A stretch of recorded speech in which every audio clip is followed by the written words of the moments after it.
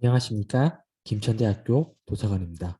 2021학년도 동계방학 도서관 이용 및 리포트 작성법 교육 시작하도록 하겠습니다. 이번 프로그램에서는 여러분들이 과제를 수행할 시에 쓰게 될 참고문헌의 작성에 대하여 알아보도록 하겠습니다. 1학년 여러분들께서는 아직 참고문헌에 대한 경험이 없으실 것도 같은데 어느 정도 구조가 짜여진 과제를 수행할 때 참고문헌 작성은 필수적이니 지금부터라도 개념을 잡고 가시면 좋을 듯 합니다. 본 프로그램의 목적은 우선 여러분들에게 참고문헌의 인용과 개념을 이해시키는 데 있습니다. 아직 참고문헌을 작성하지 않으신 분들은 물론 작성해 보셨던 분들도 귀찮게 이걸 대체 왜 쓰지? 라는 의문을 가지시고 계시리라 봅니다. 그러니 여기서는 참고문헌의 목적과 개념을 알려드림으로써 여러분들의 그런 의문을 해결시켜 드리고자 합니다. 두 번째 목적은 참고문헌을 보다 수월하게 작성하는 방법을 알려드리기 위해서입니다. 참고문헌 작성하실 때 일일이 여러분들이 직접 타이핑하거나 부분 부분을 복사해서 붙여넣는 번거로움을 겪으시거나 하실 텐데 사실 굳이 그렇게 하실 필요는 없습니다. 대량의 논문이나 책의 참고문헌을 단 한 번의 클릭으로 자동 생성하는 게 가능하기 때문입니다. 다음으로는 목차입니다. 먼저 첫 번째 영상, 그러니까 본 영상에서는 인용과 참고문헌의 개념에 대해 설명하고 두 번째 영상, 그러니까 다음 영상에서는 어떻게 자동화된 방식으로 참고문헌을 작성하는지에 대해서 알아보도록 하겠습니다. 그럼 인용과 참고문헌의 개념에 대해서 살펴보도록 하겠습니다. 이미 참고문헌을 써보신 학생들께서는 다들 참고문헌과 인용문에 대해서 잘 아시리라 생각됩니다만 그렇지 않은 분들도 사실은 참고문헌을 보신 기억이 있으실 겁니다. 비문학류의 책이나 전공서를 보다 보면 이렇게 각주나 책의 뒷면이나 챕터의 말미에 사람 이름과 문구가 적힌 것을 보신 적이 있으실 텐데 그게 바로 참고문헌입니다. 각주 형식으로 써야 하나 아니면 저렇게 따로 페이지를 마련하여 써야 하냐는 논문이라면 각 학술지 투고 기준에 따라서 과제라면 교수님의 성향에 따라 바뀌게 될 테니 이는 사전에 잘 알아보시고 그에 따르시면 됩니다. 그럼 인용은 대체 무엇일까요? 인용이란 남의 말이나 글을 자신의 말이나 글 속에 끌어다 쓰는 행위를 의미합니다. 그렇다면 인용은 왜 하는 걸까요? 당연하다면 당연하지만 여러분들이 여러분들의 주장의 근거로 사용되는 모든 사실을 직접 조사하고 확인하기는 힘듭니다.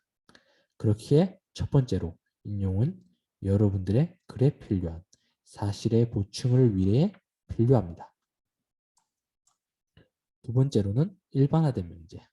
그러니까 모든 A는 B다 같은 형태의 명제나 혹은 당위적인 이야기, 즉 C는 올바르다 같은 이야기를 여러분들이 하더라도 그 말이 대단히 상식적인 수준의 이야기가 아니라면 받아들여지지 않을 겁니다. 당연하지만 저런 류의 명제는 사실 확인이 극히 어렵기 때문에 적어도 그걸 확인할 수 있는 능력이나 경험이 있는 사람이 했을 때 겨우 받아들여집니다. 즉 권위가 필요하다는 것입니다. 인용은 그러한 권위를 가져오기 위해서도 필요합니다. 세 번째로는 자신의 글에서 인용될 일반화된 명제를 권위자가 하지는 않았다 하더라도 여러 사람들이 그 명제를 지지하는 이야기를 반복적으로 했다면 자신이 일반화된 명제를 말하는 데 발생하는 부담과 책임이 감소하게 됩니다. 즉 인용은 책임의 분산을 위해서도 필요합니다. 인용의 다른 이유들도 여럿 있겠지만 학술적 인용의 경우 크게는 이 정도로 생각해 볼 수 있을 것 같습니다. 그렇다면 인용한 것을 참고문헌으로는 왜 표현하는 걸까요?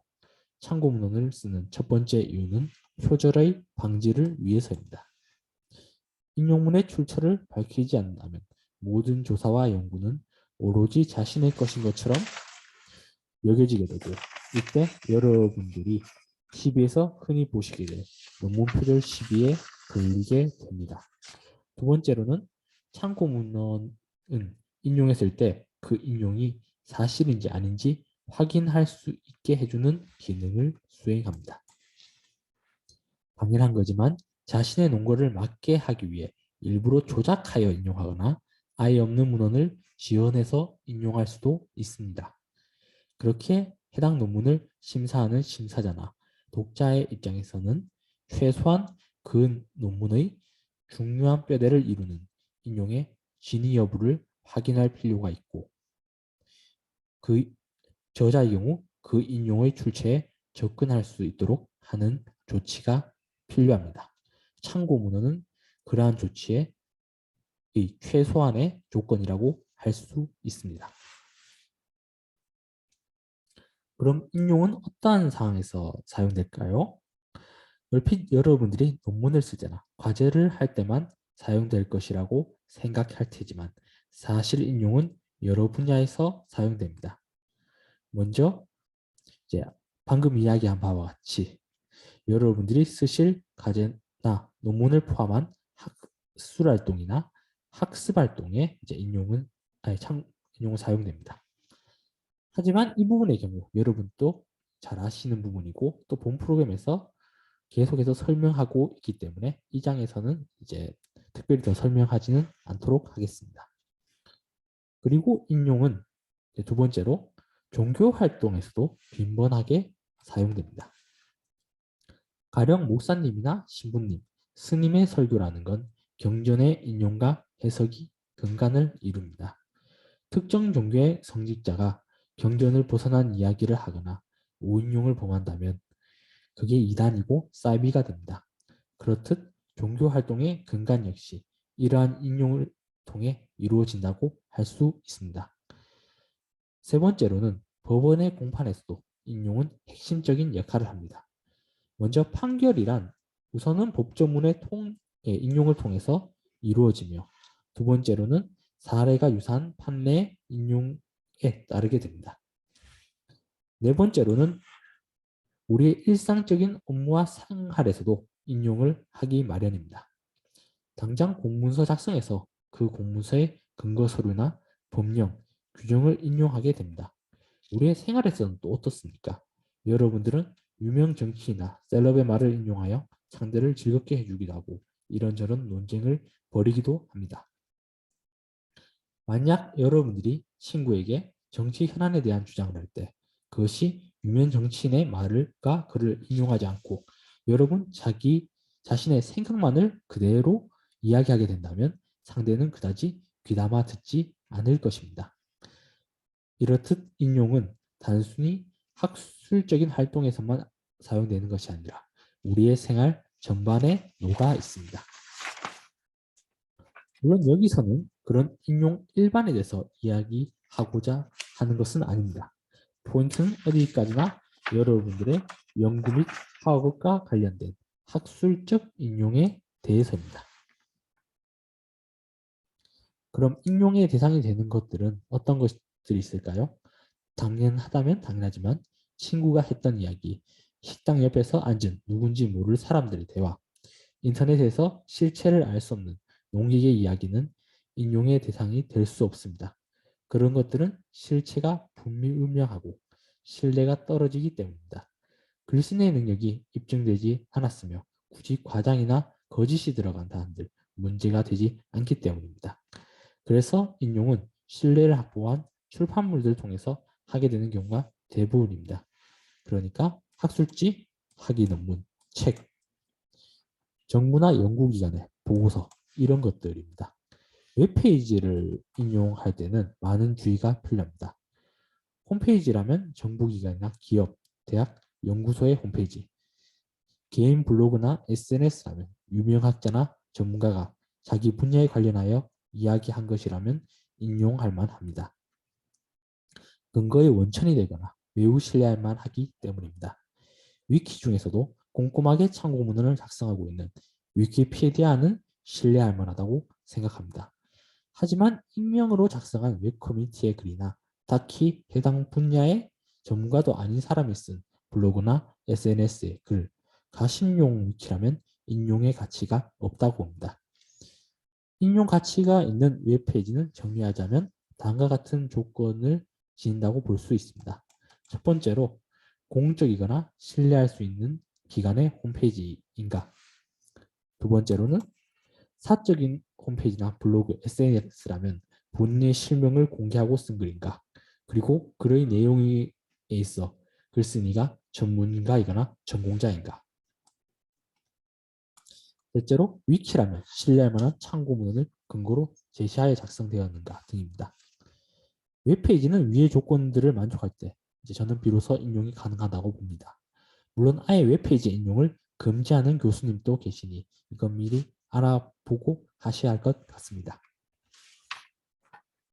그럼 다음으로는 인용을 했다면 그걸 어떻게 표현해야 하는가에 대해서 살펴보도록 하겠습니다. 이 부분은 앞에서도 살펴보았으니 간략하게만 살펴보고 넘어가도록 하겠습니다. 우측에 보이시는 참고 문헌의 경우 자신이 인용했던 문헌을 리스트로 만들어서 일정한 순서에 따라 나열하는 방식이고, 좌측에 보이시는 인용 주석의 경우 자신이 인용한 부분에 각 줄을 달아서 어떤 문헌을 인용했는지를 표기하는 방법입니다. 과제에 따라서 둘 중 하나를 요구할 수도 있고 둘 다를 요구할 수도 있으니 잘 알아보시고 작성하시기 바랍니다.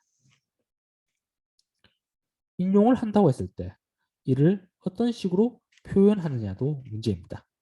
인용이라는 건 여러 가지 형태로 나타날 수가 있습니다. 학부 레포트 수준에서 특정한 형식을 정확하게 맞추기를 요구하는 경우는 많지는 않습니다만, 그래도 교수님에 따라서는 이를 요구하거나 대학원 과정에서는 필히 양식을 요구하니 만약 대학원 과정을 준비하고 계시는 분들이 계시다면 알아두시면 좋을 듯 합니다. 네, 이야기한 대로 인용은 일정한 규칙에 따라서 작성되게 됩니다. 이는 학회나 단체들마다 저마다 규약을 통해 정하가 됩니다. 다만 번거롭게 모든 학회가 각자 저마다 규칙을 가지고 있냐면 그건 아닙니다. 대표적인 양식 몇 가지를 그대로 쓰거나 혹은 그 양식을 약간 커스터마이징해서 쓰는 정도가 사실은 대부분입니다. 그래서 여기서는 그러한 대표적인 양식 몇 가지를 살펴보고자 합니다. 먼저 심리학이나 사회과학 분야에서 많이들 쓰는 APA 양식, 어문학이나 인문학 분야에서 많이 쓰는 MLA 양식, 그리고 의학 및 보건학 분야에서 많이 쓰는 밴쿠버 양식을 이제 본 프로그램에서는 살펴보도록 하겠습니다. 먼저 APA 양식에 대해서 한번 살펴보도록 하겠습니다. APA 양식은 미국 심리학에서 규정한 양식으로 1929년에 처음 제정이 되었습니다. 미국 심리학회가 영어로 American Psychological Association이기 때문에 APA 양식은 말 그대로 미국 심리학회 인용 양식이라고 이야기할 수 있습니다. APA 스타일은 심리학이나 사회학 분야 등에서 널리 사용되고 있으며 연구자들의 연구물의 상호 교환을 도우며 출판사들의 전자적 연구를 간편하게 해줄 용도로 만들어져 있습니다. 네. 인용 양식은 그 출판물의 종류에 따라서 이제 각자 다르게 나타나기도 하는데, APA 양식의 경우 이제 공통된 특징을 이제 몇 가지 지니고 있습니다.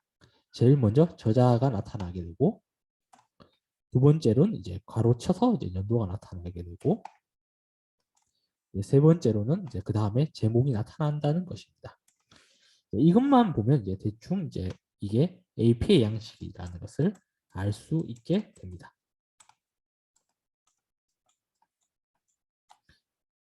다음으로는 이제 MLA 양식에 대해서 살펴보도록 하겠습니다. MLA 양식은 현대 언어학회에서 1951년에 제안된 스타일입니다. 현대 언어학회의 경우 영어로 Modern Language Association입니다. 이것도 APA처럼 그냥 현대 언어학회 양식이란 말입니다. MLA 스타일은 인문학 분야에서 널리 사용되고 있으며 그 외 교양 잡지나 간행물 등에서도 사용되고 있습니다. APA 스타일과 마찬가지로 출판물의 형식에 따라 MLA 형식은 세부적인 스타일이 바뀌게 되나 공통된 특징은 몇 가지가 있습니다. 먼저 첫 번째로 저자가 오게 되고, 두 번째로는 이제 제목이 나타나고, 세 번째로는 이제 출판 기간이나 아니면 출판사가 나타나게 됩니다. 그리고 이제 마지막에 연도가 이제 오게 된다는 것이 이제 공통된 특징입니다. 이제 이런 스타일을 보게 된다면 이제 이게 대충 MLA 양식이나 아니면 MLA 양식을 근거한 스타일인 것을 알 수가 있겠습니다. 끝으로 밴쿠버 양식에 대해서 한번 살펴보도록 하겠습니다. 밴쿠버 양식의 경우 캐나다 밴쿠버에서 일반 의학술집 편지 몇 사람이 비공식 모임을 형성하여 정립한 데 기원하며 1979년에 미국 국립의학도서관이 개발한 참고문헌 형식을 수용하여 출판한 것에 기원합니다. 밴쿠버 양식은 의학 및 간호, 보건학 분야에서 널리 사용되는 이제 양식으로 이제 이런 분야들의 표준 양식으로 자리 잡고 있습니다. 밴쿠버 양식 역시 앞서 본 인용 양식들과 마찬가지로 공통된 특징을 몇 가지 지니고 있습니다. 첫째로 저자가 오고, 둘째로는 제목이 나타나고, 세 번째는 이제 해당하는 논문이나 아니면 출판물이 발생된 지역, 그런 소재지가 나타난다는 것이 이제 그의 공통된 특징이라고 볼 수 있습니다.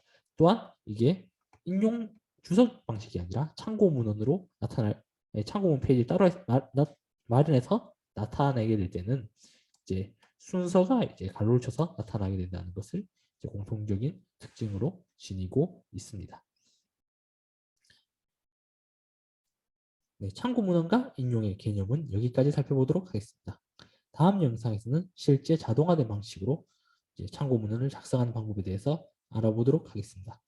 그럼 다음 영상에서 뵙겠습니다. LMS로 시작하시는 분들께서는 밑에 영상을, 유튜브로 시청하시는 분들께서는 다음의 영상을 클릭하여 주시기 바랍니다. 그럼 다음 영상에서 뵙도록 하겠습니다.